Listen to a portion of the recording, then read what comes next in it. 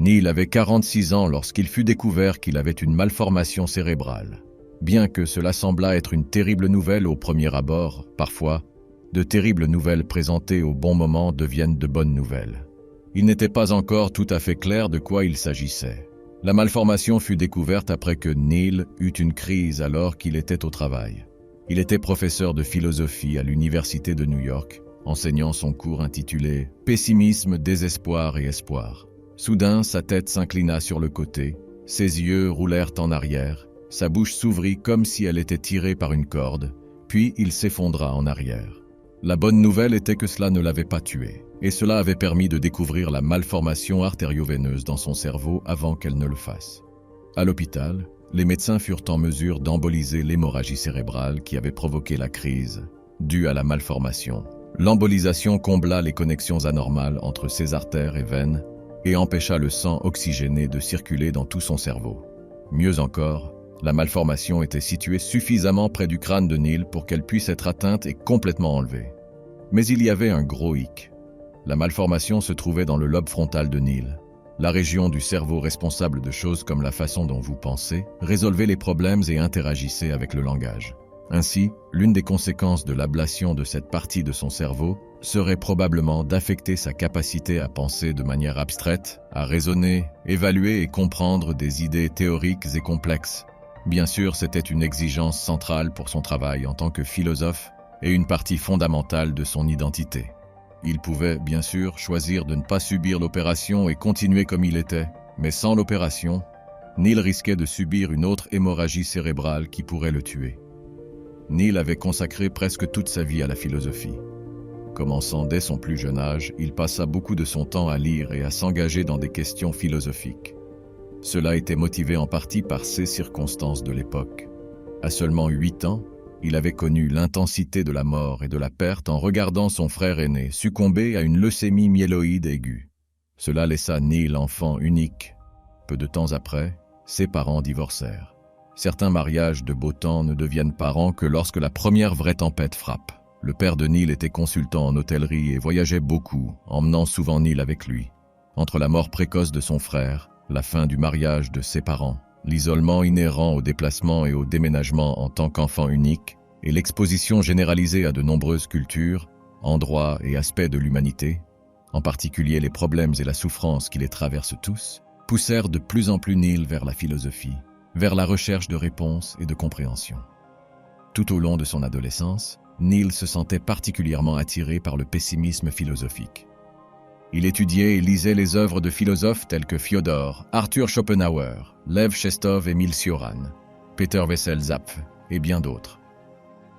À l'âge adulte, il devint professeur de philosophie dans plusieurs grandes universités et auteur de 6 livres, dont certains connurent le succès tant dans la communauté intellectuelle que hors de celle-ci. Il devint rapidement un écrivain et philosophe respecté, particulièrement renommé pour son style d'écriture sombre, nihiliste mais beau. Le travail de Neil remettait souvent en question les points de vue acceptés et acceptables de l'humanité et de l'existence. Il incarnait viscéralement les sentiments d'aliénation, de désolation et d'absurdité, détruisant souvent et réparant le lecteur avec la même ligne. Ce n'est pas que Neil voulait être pessimiste. Il voulait et avait besoin d'être honnête et bien défini avec lui-même, ainsi qu'avec le monde. Et ce faisant, il s'est simplement retrouvé avec cette sorte de vision et de sensibilité pessimiste. Le désir était la vérité et l'honnêteté à tout prix. Non pas la désolation ou le pessimisme, mais la vérité, et l'honnêteté à tout prix inclut la désolation et le pessimisme. Maintenant, Neil était confronté aux 2 options suivantes. Subir l'opération et ne plus pouvoir s'engager de manière significative dans la philosophie, ou ne pas subir l'opération et risquer de mourir d'une autre hémorragie cérébrale. Ce n'était pas tout à fait aussi simple, bien sûr. Les chances de subir une autre hémorragie cérébrale qui pourrait le tuer étaient d'environ 70%. Les chances que l'opération le tue étaient d'environ 10%. Il y avait donc encore des éléments compliqués en termes de survie. De plus, ce n'était pas comme si l'opération allait le faire se sentir ou paraître comme une personne radicalement différente. Les médecins estimaient que, en raison de l'emplacement et de l'état de la malformation, elle affecterait probablement simplement sa pensée abstraite, son raisonnement et sa compréhension des idées complexes. Pour beaucoup, ce choix serait évident. Pour Neil, ce n'était pas le cas. Pour sa femme Maya, en revanche, ça l'était. L'opération, tu dois subir l'opération. Est-ce sérieusement même une question? Lui dit-elle, alors qu'ils étaient assis sur le canapé après leur retour de l'hôpital. Neil resta assis là, se frottant le menton. Ses yeux allaient de haut en bas, vers elle, puis vers le sol. « Je ne sais pas. Je dois réfléchir, » dit Neil. « Réfléchir. C'est ton problème. Tu intellectualises tout. Et maintenant tu envisages de te laisser mourir parce que tu ne pourrais pas tout intellectualiser. Tu as passé toute ta vie à poser des questions et à penser de manière abstraite à tout. Mais qu'est-ce que cela t'a apporté? Es-tu mieux loti qu'avant de commencer ou si tu n'avais jamais commencé du tout? As-tu trouvé autre chose que des réponses que tu ne peux pas connaître ou que tu aurais été mieux de ne pas connaître? Tout dépend de ce que tu entends par mieux loti, répondit Neil. Vois-tu, c'est ce que je veux dire. Tout n'a pas besoin d'être si compliqué. Mais tout l'est, intervint Neil. Tout est ce que tu en fais. Peut-être que la chance de voir la vie sans avoir toujours besoin de la condenser en raisons précises, ou de l'abstraire en quelques théories que ce soit ne sera pas une si mauvaise chose. Neil resta silencieux, regardant en avant, réfléchissant. Maya se mit à pleurer.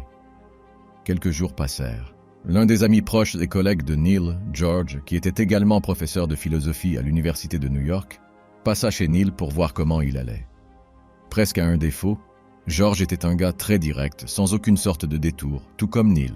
À un moment de leur conversation, après avoir tout expliqué, Neil demanda à George ce qu'il pensait de la situation. « Eh bien, ne serais-tu pas mort de toute façon si tu subissais l'opération et qu'elle te prenait ce qui fait de toi ce que tu es? Comment pourrais-tu renoncer à la capacité de penser et de comprendre la vérité des choses de la même manière que tu l'as toujours fait? Pouvoir remettre en question les choses avec ce niveau de précision? Tu as consacré ta vie à, potentiellement, ne pas te soucier de contempler les choses. C'est comme revenir au point de départ de la philosophie et ne même pas choisir de prendre le premier livre. C'est comme échanger tout ce pour quoi tu as travaillé, une compréhension profonde de l'existence contre l'ignorance. « Est-ce ce que tu veux ?» conclut George.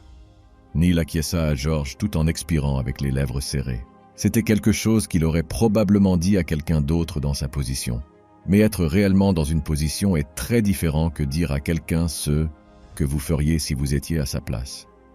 Une semaine plus tard, le père de Neil vint lui rendre visite, un individu très stoïque, pragmatique. À un moment de leur conversation, après avoir tout expliqué, Neil lui demanda son avis. Son père dit « J'ai toujours respecté ce que tu fais, tu le sais, mais je n'ai jamais vraiment compris, pour être honnête. J'ai vécu toute ma vie sans poser ce genre de... Comment les appelles-tu, questions métaphysiques, et ça va.